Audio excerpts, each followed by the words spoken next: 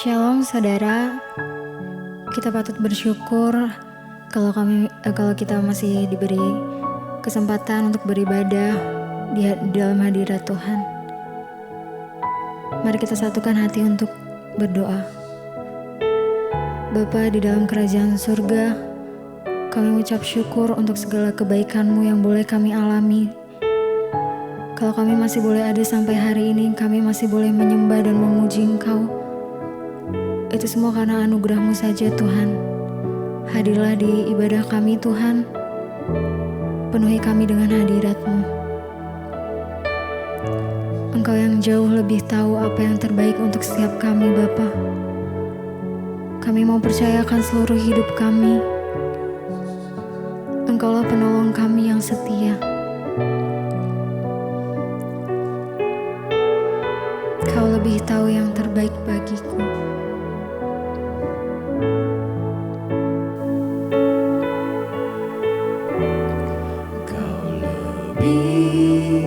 Tahu yang terbaik bagiku, Kau lebih sanggup pulihkan hidupku. Kami mau berserah. Ku berserah, ku percaya hanya Yesus penolong yang setia.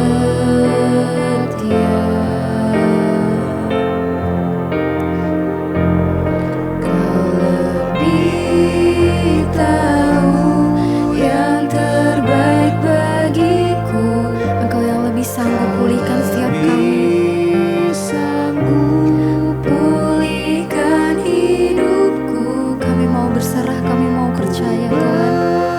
Berserah, ku percaya hanya Yesus penolong yang setia. Mari kita naikkan pujian ini bersama-sama. Kau lebih tahu, Engkau yang lebih tahu yang terbaik bagi setiap kami Tuhan. Engkau yang sanggup pulihkan setiap keadaan di hidup kami. Karena itu kami mau berserah Tuhan. Kami mau percayakan seluruh hidup kami Tuhan. Karena kami tahu Engkaulah penolong kami yang setia. Hanya Yesus penolong yang setia.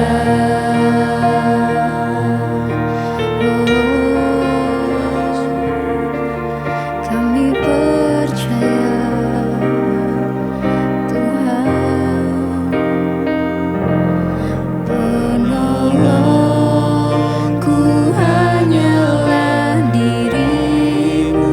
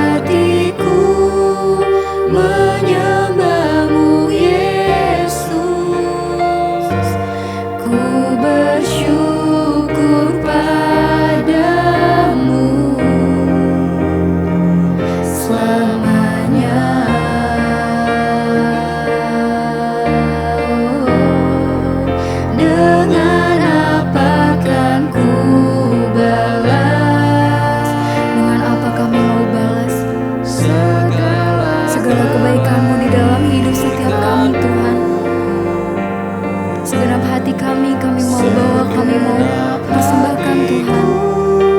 Menyembahmu Yesus, ku bersyukur padamu. Dengan apa kan ku balas segala kebaikanmu? Segenap hatiku menyembahmu Yesus, ku bersyukur padamu selamanya.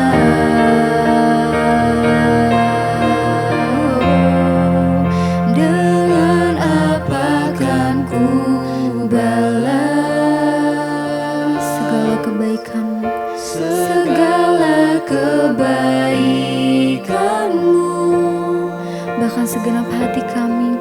Segenap hatiku Kami mau menyembahmu dengan segenap hati kami, Yesus.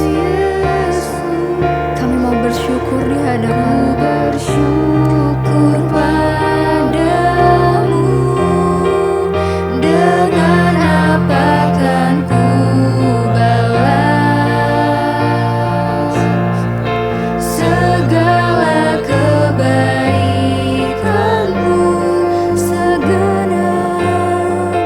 Segenap hatiku menyembahmu Yesus, ku bersyukur padamu selamanya.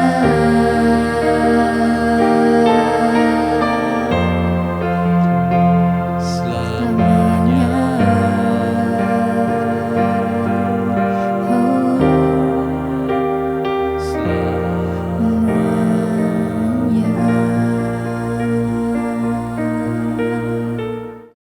Besar nama-Mu Tuhan dalam hidup kami.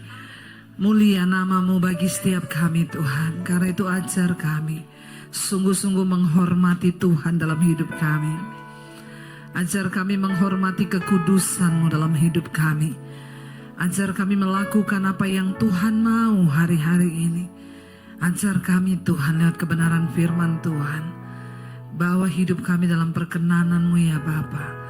Supaya waktu yang sisa ini tidak kami pergunakan untuk hidup menurut keinginan kami manusia, tapi biar kami hidup mengikuti keinginan Tuhan. Terima kasih Engkau beri kami hidup, kesehatan, kekuatan, dan hari ini kami mau menyerahkan roh jiwa dan tubuh kami untuk diisi oleh firman Tuhan. Urapi hamba-Mu yang tidak ada apa-apanya Tuhan, di dalam nama Tuhan Yesus yang percaya Tuhan di tengah kita memberkati kita, katakan bersama amin. Tepuk tangan buat Tuhan Yesus saudara, silakan duduk. Shalom. Apa kabarnya hari ini? Luar biasa ya. Kita punya Tuhan yang luar biasa. Bapak Ibu, saya percaya bahwa dalam segala sesuatu di hidup ini tuh ya kita harus mencapai goalnya ya. Demikian juga dengan iman kita ya, dalam pengiringan kita kepada Tuhan itu tentunya ada goalnya. Saya percayalah yang namanya keyakinan itu kan sesuatu yang memang diyakini ya. Kalau nggak diyakini ya nggak usah punya keyakinan gitu ya. Tapi karena kita punya keyakinan, kita ikut Tuhan, kita percaya Tuhan, kita mengambil keputusan menjadi seorang Kristen itu bukan main-main loh.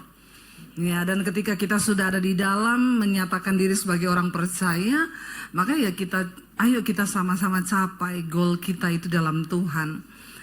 Mendengar banyak hal-hal hari-hari ini ya, kita harus lebih sungguh-sungguh lagi dengan Tuhan dan bagaimana supaya hidup kita ini semakin mengarah kepada tujuan Tuhan. Ya, Alkitab selalu memberikan jalan, petunjuk. Bagaimana kita bisa hidup berkenan dan mencapai goal di dalam Tuhan. Saya sering mendengar ada orang yang berkata seringkali gini, oh berkat Tuhan itu tidak tertukar. Amin. Ya, kita suka bilang berkat Tuhan tuh nggak tertukar. Kalau itu sudah berkatku maka aku pasti akan mendapatkannya. Tapi kita lupa saudara, ya berkat Tuhan tuh nggak bisa tertukar karena Tuhan tahu kepada siapa orang yang layak untuk diberkati. Jangan sampai kita terlalu pede berkata, oh ya pasti Tuhan berkati, tapi ternyata ya tidak seperti itu. Yuk kita lihat apa kata firman Tuhan dulu, kita mau belajar hari ini. 2 Timotius pasal yang kedua ayat 19 saudara. Firman Tuhan berkata begini, kita baca bersama. 2 Timotius 2 ayat yang ke-19. Ya, kalau saudara kita baca di Alkitab saudara juga boleh buka mungkin ya. Ya, baca 1, 2, 3. Tetapi dasar yang diletakkan Allah itu teguh dan materainya ialah Tuhan mengenal siapa kepunyaannya. Dan setiap orang yang menyebut nama Tuhan hendaklah meninggalkan kejahatan. Berkat Tuhan tidak tertukar, tapi ingat Tuhan juga tahu siapa milik kepunyaannya. Tidak semua orang Kristen itu menjadi kepunyaan Tuhan, saudara. Kita memang diciptakan Tuhan, tapi menjadi kepunyaan Tuhan itu adalah hal yang berbeda. Kalau kita menjadi kepunyaan Tuhan, maka dia bertanggung jawab atas kepunyaannya. Ya. Dan Tuhan tahu siapa milik kepunyaannya. Dan setiap orang yang menyebut nama Tuhan hendaklah meninggalkan kejahatan. Supaya kita bisa menjadi kepunyaan Tuhan, maka tidak ada pilihan lain, kita harus meninggalkan kejahatan kita. Ya, dan ayat ini bilang, dan setiap orang yang menyebut nama Tuhan hendaklah meninggalkan kejahatan. Kemarin saya sampaikan di mesbah doa saya dapat ayat di Mazmur berkata begini. Orang yang mengasihi Tuhan membenci kejahatan. Kalau kita mengasihi Tuhan, otomatis kita membenci kejahatan. Tapi kalau ada orang yang masih mengasihi kejahatan, suka melakukan dosa, maka udah pasti dia membenci Tuhan. Itu kan cuma dua hal yang dibalik-balikan, saudara. Kalau kita mengasihi Tuhan, kita benci kejahatan, kita benci dosa.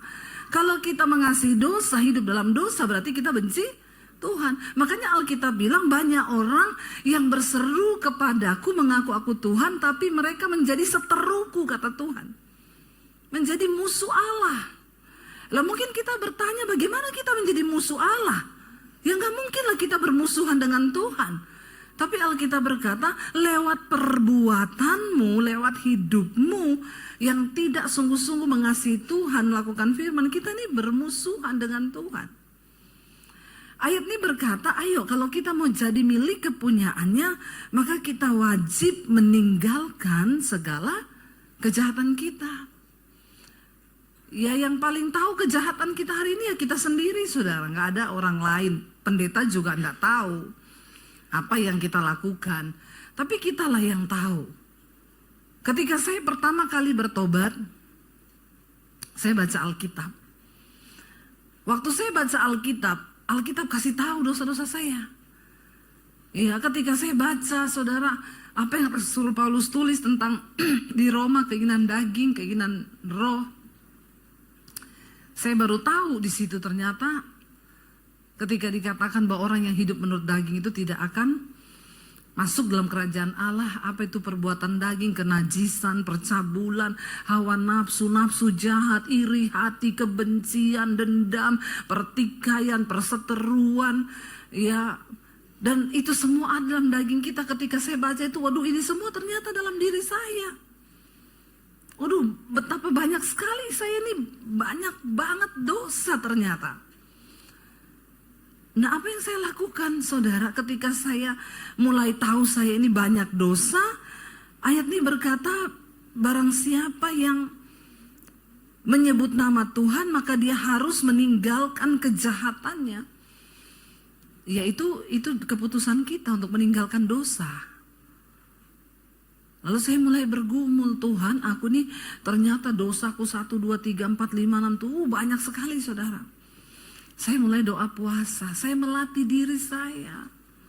Makanya itu yang Rasul Paulus bilang, Dulu ketika dia belum ketemu Kristus, dia seorang yang merasa diri paling benar. Bahkan dia berkata, dengan membunuh pengikut Kristus, aku dulu menyangka bahwa aku berbuat bakti pada Allahku. Tapi ternyata itu salah. Nah, waktu dia ketemu Tuhan Yesus, dia menerima kebenaran yang sesungguhnya. Rasul Paulus menulis dalam 1 Timotius, dia bilang apa? Yesus Kristus datang untuk orang berdosa, dan di antara semua orang berdosa itu akulah yang paling berdosa. Ya, padahal tadinya dia merasa paling benar. Tapi ketika firman Tuhan, kebenaran masuk, Kristus masuk dalam hidupnya, dia bilang, dan di antara semua manusia yang berdosa itu aku ini yang paling berdosa. Makanya Rasul Paulus bilang, karena itu aku melatih tubuhku, aku menguasainya seluruhnya, supaya jangan aku sudah memberitakan Injil, tapi aku ditolak sama Tuhan. Nah, sekelas Rasul Paulus aja memberitakan Injil takut ditolak loh. Nah, orang Kristen sekarang kagak. Beritakan Injil tidak, doa juga tidak, puasa tidak, tapi pede masuk surga. Si paling deh lu. Ya, bingung kan kita. Rasul Paulus tuh, dia bilang begitu saudara. Ya, makanya dia mulai melatih diri untuk bisa membuang dosa, meninggalkan kejahatan tuh perlu latihan. Dari siapa? Dari kita, bukan dari pihak Tuhan. Kita yang harus melatih daging supaya kita menjadi orang yang berkemenangan di dalam Tuhan, ya. Itu nggak bisa datang dari siapa-siapa, harus niat dari hati kita. Lalu dikatakan di sana begini saudara, ayat 20 kita baca bersama. Dalam rumah yang besar bukan hanya terdapat perabot dari emas dan tanah, ya. Bukan dalam rumah yang besar bukan hanya terdapat perabot dari emas dan perak, melainkan juga dari kayu dan tanah. Yang pertama dipakai untuk maksud yang mulia, yang terakhir untuk maksud yang kurang mulia. Emas dan perak dipakai untuk maksud yang mulia, dan yang terakhir kayu dan tanah untuk maksud yang kurang mulia. Alkitab mengumpamakan kita ini sebagai perabot, ya. Emas dan perak itu bicara tentang kemurnian. Ya, kemarin nih emas naik gila-gilaan saudara. Bahkan tidak ada barang, ya. Semua berburu emas tiba-tiba. Ya, saat orang berburu emas saya diam aja. Karena diam itu diam aja saudara, ya, diam terus ya. Kalau jadi emas lama-lama. Kalau diam terus ya. Terus ya, kenapa emas dan perak disebut? Karena firman Tuhan bilang emas dan perak itu milikku, kata Tuhan. Emas dan perak itu milik Tuhan saudara, karena itu gak bisa dibuat manusia. Itu Tuhan yang ciptakan. Semakin lama semakin habis, tapi yang pengen semakin banyak, ya. Dan untuk bisa mendapatkan emas murni sampai dia jadi antam begitu saudara, itu ternyata gak mudah. Saya ke Freeport, ya, diundang pelayanan di Freeport, diajak masuk ke tambang saudara. Saya lihat tuh pasir-pasir hitam, saya bilang, masnya mana? Itu bu, kenapa mas hitam begitu? Ya itu kan belum diolah, itu masih pasirnya. Bayangan saya kan kuning gitu ya, kita langsung lihat kuning, enggak ternyata. Dia bilang justru pasir yang banyak hitam itu banyak masnya bu. Nanti itu pasir disaring, diolah, nanti dibakar, dilelehkan. Di dalam suhu yang begitu panas, mas itu mulai mencair dan terpisah antara mas murni dengan kotoran-kotoran. Menjadi perabot emas itu tidak gampang dan tidak enak saudara. Tapi itu dicari Tuhan loh. Kita ada di tengah zaman yang semakin tidak pasti. Ya, dan rasanya nggak ada yang bisa jamin kepastian di hidup kita. Apa yang harus kita lakukan? Jangan stres. Memang Alkitab harus digenapi bahwa di akhir zaman akan datang masa yang sukar. Itu nggak bisa dirubah. Saudara mau doakan ini dunia semakin baik, kagak bisa. Mau didoakan seperti apa saudara puasa? Nggak bisa, karena Alkitab sudah tulis memang di akhir zaman akan datang masa yang sukar. Nanti mulai terjadi krisis, terjadi ini, itu sudah ditulis. Tapi Alkitab menjamin satu hal, akan ada perbedaan antara orang yang sungguh-sungguh mencari Tuhan dengan yang tidak. Untuk semua usaha itu ada upah, saudara. Ya, ada upah. Nggak mungkin biasa-biasa toh, itu nggak mungkin. Kalau saudara jadi Kristen yang berbeda, itu juga Tuhan tahu kok. Makanya ayat tadi bilang Tuhan tahu siapa milik kepunyaannya. Kita nggak usah mau berkoar-koar, mau sok rohani ya toh. Kesandung sendiri, haleluya. Rohani sekali kau. Ya, biar cuma kucing jahat lewat, oh Bapa darah Yesus. Udah kayak, ya bener-bener penghuni surga, si paling itu. Ya, perkara rohani itu nggak terlihat dari kata-kata kita yang sok rohani begitu. Tuhan menilai hidup kita. Ya, dan itu tanggung jawab pribadi kita, dan itu adalah urusan pribadi kita dengan Tuhan. Pendeta nggak bisa paksa saudara, orang tua nggak bisa paksa, ya itu keputusanmu. Di dunia yang semakin tidak menentu ini, saudara, kemarin saya baca Jepang membuat robot pengganti dokter untuk operasi, AI. Lebih pintar sekarang AI. Nah, dokter-dokter nih mulai ketar-ketir ini karena banyak yang mulai diganti dengan robot, saudara. AI bisa mendeteksi kanker dalam waktu hanya berapa jam. Ya, saya baca tuh, AI bisa operasi ini. AI kemarin saya operasi batu ginjal. Ya, ibu mau pilih BPJS atau AI? BPJS dibelah, AI tidak ada luka. Ya, tapi harganya juga AI. AE gitu ya. Tapi canggih, saudara, benar-benar canggih. Ya, makanya saya 3 hari habis operasi ke Israel saya. Orang bingung, ibu habis operasi batu ginjal? Iya. Ya, terus ibu kok bisa AI. Ya toh, AI, saudara. Dokternya cuma kendalikan dari komputer aja. Tapi yang saya lihat kemarin itu dokter itu robot AI di Jepang di depan meja operasi loh. Ke depan semua akan mulai digantikan oleh AI, oleh robot.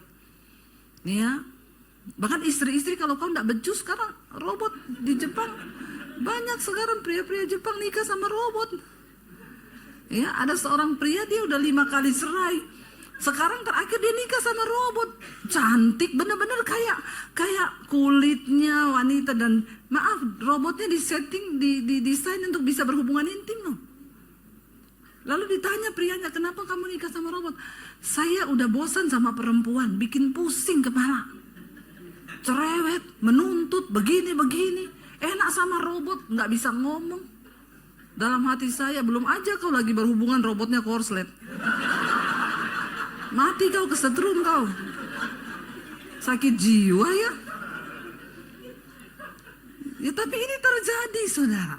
Ini perkembangan zaman. Ya. Sekarang ada yang bilang, Bu, pendeta juga ya di beberapa gereja di luar negeri yang khotbah sudah AI. Sekarang dokter ketar-ketir, pendeta ketar-ketir, yang pengangguran nih pada nggak ketar-ketir memang. Cari Tuhan kagak, hidup kudus kagak, santai aja lu dengan hidupmu. Si paling bertobat loh. Lu bener, lu Alkitab janji mau dunia berubah seperti apapun, orang yang membedakan diri, menyucikan diri, menguduskan diri, menjauhi kejahatan, itu akan ada perbedaan. Kenapa kita harus sungguh-sungguh mencari Tuhan, meninggalkan semua kejahatan, supaya kita menjadi milik kepunyaannya. Kita kalau punya milik kepunyaan kan kita tidak mungkin tidak bertanggung jawab dengan milik kita kan. Ya sebut aja saya punya anjing nih, milik kepunyaan saya. Lah itu anjing saya lepas di grup di perumahan, ini doginya siapa ya di taman. Saya sama suami ambil angka 1000 lari ke taman, saudara. Wih, dogiku. Ya kalau doginya orang, oh bukan milik kita, biarin aja lah, mau mati mau kecemplung got juga. Iya kan? Tapi karena punya kita, ya kita kan sayang, kita bertanggung jawab dengan punya kita. Nah kalau kita Kristen tapi bukan kepunyaan Tuhan, buat apa? Jangan pede saudara, karena orang Kristen sekarang udah terlalu pede. Dia bilang, kan Yesus sudah mati untuk dosaku, masa lalu, masa sekarang, masa yang akan datang. Pret. Ya, saya ini dulu bukan dari Kristen loh. Waktu saya kenal Tuhan Yesus, saya baca Alkitab loh. Waktu saya baca Alkitab, saya tahu dosa saya banyak loh. Saya berubah loh, saya puasa loh. Waktu saya masuk gereja, saya lihat orang Kristen. Astaga Tuhan, rasa-rasanya saya mau pindah lagi sama agama saya dulu. Lihat orang Kristen model begitu benar. Ke gereja, ya, kelakuan lama tetap jalan, selingkuh tetap, najis tetap, berzina tetap, dugem tetap, rokok tetap, mabok tetap, judi tetap. Apa bedanya? Nggak ada bedanya saudara. Iya, utang nggak bayar, dosa angkat tangan. Bertobat kau, bertobat ya. Makanya paling menakutkan kalau, hai sis, apa kabar, ingat aku? Horor itu. Horor. Saya balas nggak ingat, kebetulan saya kena amnesia. Loh kapan? Baru tadi malam. Ya, kenapa? Nanti utang nggak bayar. Kristen. Kelakuannya seperti itu. Ketika saya masuk dalam gereja, saya lihat model-model orang Kristen begitu, ya Tuhan. Tapi saya nggak mau peduli. Aku mau mengikuti firman Tuhan. Soalnya sekarang banyak orang Kristen cuma ke gereja tapi nggak pernah pendalaman Alkitab. Nggak mau belajar tentang firman Tuhan. Mereka kursus, semua bahasa dikursusin. Ya, bahasa Mandarin, bahasa Spanyol, bahasa Inggris, bahasa ini. Kursus semua dia. Kursus sombong ikut. Iya toh? Semua kursus diikuti. Tapi firman Tuhan nggak belajar.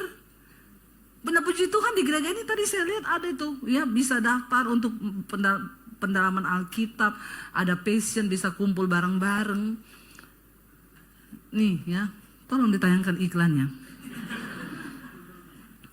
Nih, saudara penting tertanam dalam satu komunitas, saudara bisa bertumbuh di situ, orang Kristen. Ya, ini coba ya Bu, kalau saya izin panggil satu-satu dari ujung sini, tak tanya, jelaskan tentang penciptaan. Langsung pura-pura ke toilet. Pasti itu, ya. Saya tanya aja, ya kenapa Yesus harus disalib?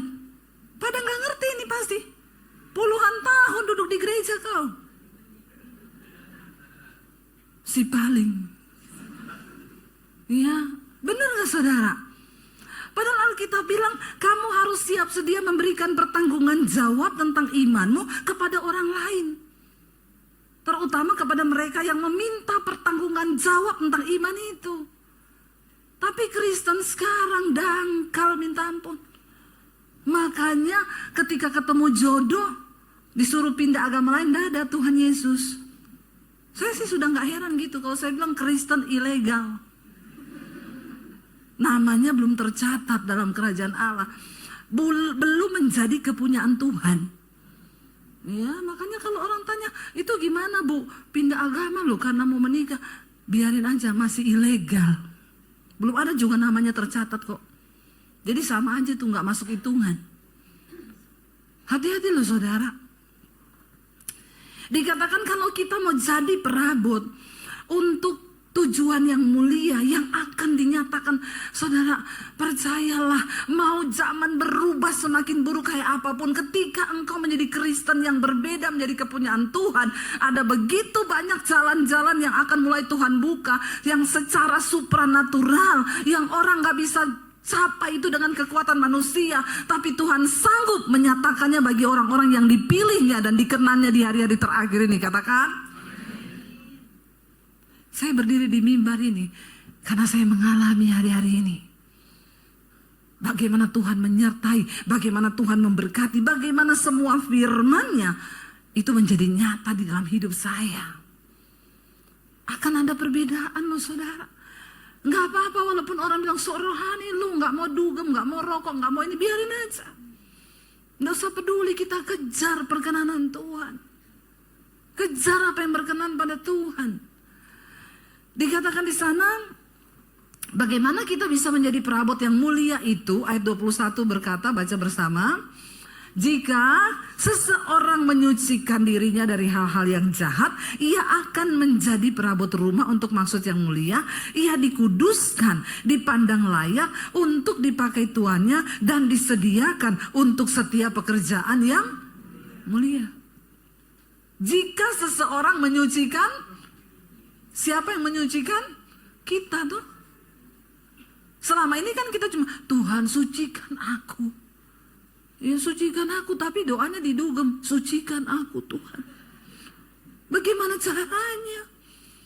Ya, lagi party, sucikan aku Tuhan. Darah Yesus berkuasa. Ya.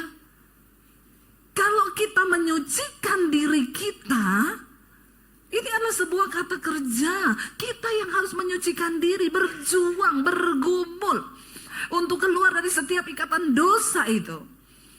Ya, supaya kita bisa memperoleh Kristus dan janji-janji Tuhan dinyatakan dalam hidup kita, saudara. Amin. Ayo, tidak ada kata terlambat untuk bertobat selama kita mau. Jika seseorang menyucikan dirinya dari hal-hal yang jahat, ia akan menjadi perabot rumah untuk maksud yang mulia. Ia dikuduskan, dipandang layak untuk dipakai tuannya, dan disediakan untuk setiap pekerjaan yang mulia. Kalau Tuhan yang menyediakan pekerjaan yang mulia bagi kita, mau dunia berubah, mau AI muncul di mana-mana, tidak peduli, engkau tetap dicari. Karena ada sesuatu yang berbeda dalam dirimu, amin. Ingat saudara, ketika Raja Nebukadnezar datang menyerang Yerusalem, Israel dikepung, dihancurkan, dibakar. Rumah Allah, bait suci dirampok, semua perkakas rumah Tuhan diambil. Emas peraknya dibawa, dipindahkan ke rumah dewanya di Babel. Dihancurkan, diluluh lantahkan. Tapi orang yang mencari Tuhan tidak akan ditinggalkan. Nebukadnezar bilang kepada kepala istananya, cari anak-anak muda yang hidupnya tidak bercela, yang berkelakuan baik. Cari di antara Israel ini, bawa ke istana Babel untuk mereka dipekerjakan di istana raja. Tapi syaratnya yang hidupnya tidak bercela dan berkelakuan baik. Dicarilah saudara, ketemu Daniel, Sadrak, Mesak, Abednego. Waktu engkau hidup dengan nilai kebenaran firman Tuhan, Tuhan itu tahu meluputkan engkau. Sementara anak muda yang lainnya gak tahu entah kemana ketika Yerusalem dihancurkan. Rumah mereka dibakar, semuanya hilang lenyap. Tapi orang yang dikenan Tuhan, dicari sama Tuhan. Ketemu Daniel, Sadrak, Mesak, dan Abednego. Dibawa ke istana Raja Babel untuk dipekerjakan di istana. Dan dikasih jabatan, bukan menjadi budak. Mereka dibawa, waktu dibawa, mereka harus makan santapan raja dan wine-nya raja, anggur, minumannya raja. Tapi mereka bilang, kami tidak akan menajiskan diri dengan apapun yang menjadi makanan dan minuman raja. Coba kalau Gen Z zaman now dikasih begitu, selfie dia pegang wine-nya raja, di-upload, ya, wine-nya Nebukadnezar, ditaruh di hashtag, di tandanya @istana Raja Nebukadnezar @Babel. Bangga, ya, berdosa bangga orang sekarang. Malam party dugem, minggu ke gereja, tulisannya seimbangkan hidup. Ya, untuk cuci dosa di gereja, cuci dosa. Dia pikir tadi malam dugem, hari ini ya minum darah Yesus. Ya, biar suci lagi. Baru besok kau main-main lagi dengan dosa. Belum aja dihukum Tuhan kau. Ya maaf ya, saya bicara keras saudara ya. Siapa suruh diundang juga Ibu Gembala. Karena memang firman yang begini harus kau dengar akhir zaman. Gak bisa main-main, surga itu terlalu mulia. Terlalu mulia. Nggak bisa orang sembarangan ke surga. Kau masuk ke istana presiden aja hari ini kau nggak diterima kok. Bener nggak? Diterima kau? Nggak ada. Ditanya kau siapa? Kagak dikenal. Iya, nggak bisa. Itu cuma istana presiden. Apalagi surga. Itu lebih mulia dari istana presiden. Kalau kita nggak menyiapkan diri untuk ke sana, nggak bisa saudara. Ada syarat. Ketentuannya berlaku. Iya. Dikatakan kita, jika seorang menyucikan dirinya dari hal-hal yang jahat, ia akan menjadi perabot rumah untuk maksud yang mulia, dikuduskan, dipandang layak, untuk dipakai tuannya dan disediakan untuk setiap pekerjaan yang mulia. Untuk menjadi umat kepunyaan Tuhan, ada usaha dari kita menyucikan diri. Ya, bukan cuma diam-diam aja Yesus sudah mati. Memang Yesus mati untuk kita. Tapi bukan berarti kita sengaja bikin dosa. Ya, waktu saya pertama kali bertobat, saya nggak langsung pengen, saya mau pelayanan, biar langsung naik mimbar. Kagak ada, nggak kepikiran saya. Saya bisa hari ini jadi hamba Tuhan, nggak pernah saya pikirin. Nggak pernah saya usahakan. Apa yang saya dapatkan hari ini tidak pernah saya usahakan. Semua karena Tuhan. Waktu Dia anggap kita layak, Dia yang buka jalan, Dia yang angkat. Ya, saya tidak punya peralatan yang bagus, saya tidak punya. Ya orang tanya, Bu, Ibu tuh kalau live di YouTube ya setiap hari pagi malam yang nonton puluhan ribu, setiap malam 50.000, setiap pagi 75.000 tiap hari. Itu Ibu bagaimana? Saya nggak pernah iklan. Saya nggak punya peralatan ratusan juta atau miliar, nggak. Kadang kalau kemarin ke luar kota cuma syuting pakai handphone. Ya, suami saya sudah duduk situ siap-siap, ya siap. Ya, mic-nya pakai iPhone, direkam, kirim, diupload. Nggak ada alat yang mahal, mewah, tidak ada sistem marketing apapun yang saya pakai, tidak ada, semua Tuhan. Semua Tuhan, itu loh yang saya maksud. Ya, sampai orang tuh bingung. Ya, teman saya pendeta, dia punya peralatan ratusan juta. Dia bilang, Bu, saya tuh bingung ya.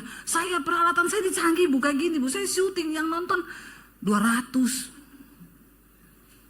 Ya, itu saya bingung, Ibu tuh, ya itu namanya perkenanan Tuhan. Ya, saya nggak pernah kirim di WA, ya, Bugem tolong di like, subscribe, di share, kagak. Ya, sampai akhirnya diblokir tuh nomor kita nanti. Karena ya bikin channel, saya bikin channel, tapi kalau sampai kau diblokir juga kan kasihan ya. Nggak usah angkat-angkat 10 menit itu. Ini sudah jam terakhir juga. Kau angkat 10 menit, saya juga lihat itu ya, 10 menit itu ya. Tinggal 10 menit itu ya. Nggak usah kau mengintimidasi saya. Ya, 10 menit, 10 menit. Nanti kalau saya pura-pura nggak lihat, dia jalan begini 10. Kayak petinju ya, dikasih waktu. Aduh, haleluya. Sampai di mana tadi tuh? Iya saudara, bukan karena kekuatan kita di dunia ini ada hal-hal yang bisa terjadi hanya dengan cara supranatural. Dan itu Tuhan. Kenapa kita harus selalu mencari perkenanan Tuhan? Diberkatilah orang yang mengandalkan Tuhan. Saudara mau beli rumah, mau cari kerja, cari jodoh, doa.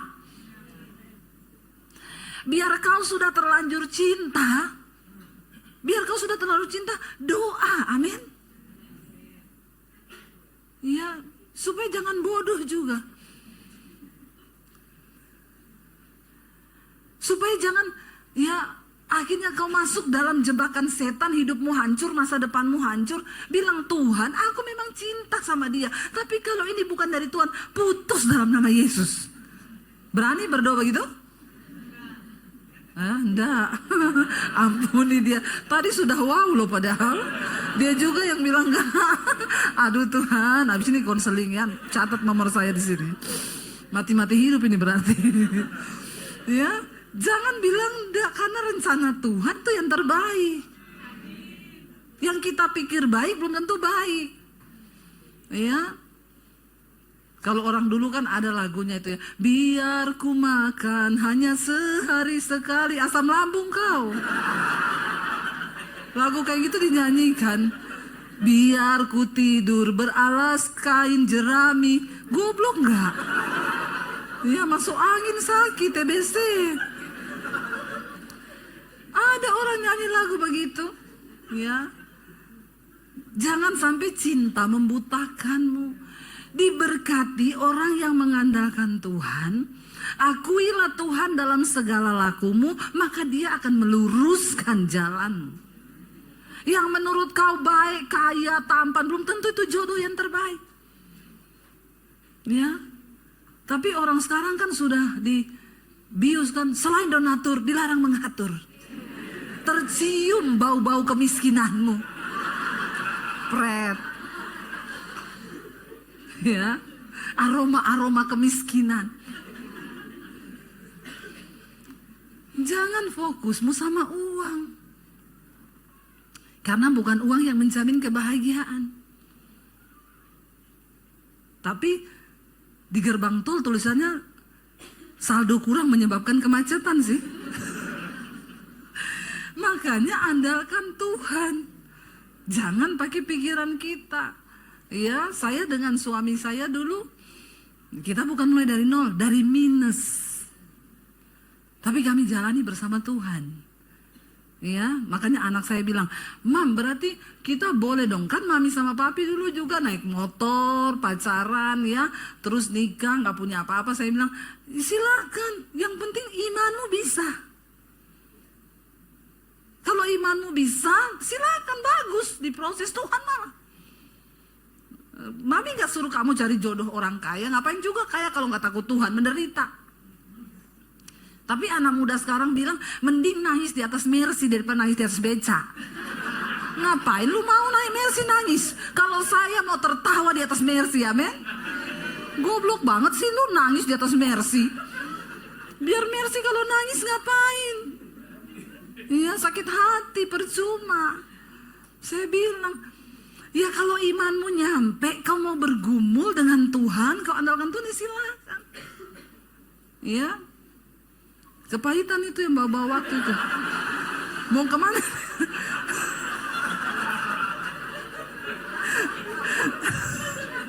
Karena sudah habis waktunya. Dia lapor ke Pak Yosua sana. Tidak usah kau lapor-lapor begitu. Saya juga tahu nanti saya selesai. Dengar suara rakyat ini. Lanjut ya. Anda puas, saya lemas ya. Saya udah 3 kali loh ini, kau baru datang. Haleluya saudara ya. Iya, jadi ya ayo kita berjuang bersama Tuhan supaya hidup kita ini menjadi perabot yang mulia. Bagaimana caranya? Ayat 22 berkata, kita baca bersama. Sebab itu, jauhilah nafsu orang muda, kejarlah keadilan, kesetiaan, kasih, dan damai bersama-sama dengan mereka yang berseru kepada Tuhan dengan hati yang murni. Datang lagi mereka berkata,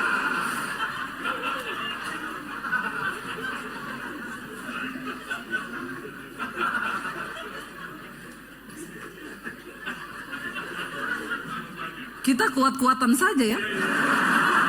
Biarin kita lihat dia tahan berdiri berapa lama.